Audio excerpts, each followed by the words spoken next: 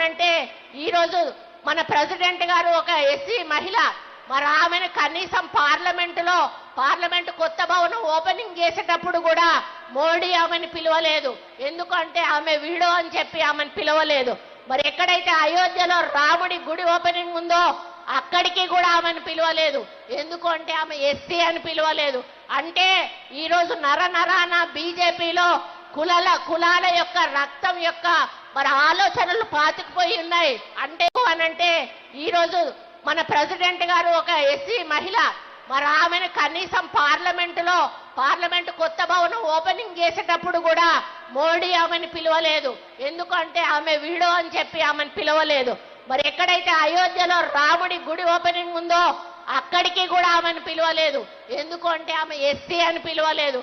అంటే ఈరోజు నరనరాన బీజేపీలో కులాల యొక్క రక్తం యొక్క మరి ఆలోచనలు పాతుకుపోయి ఉన్నాయి. అంటే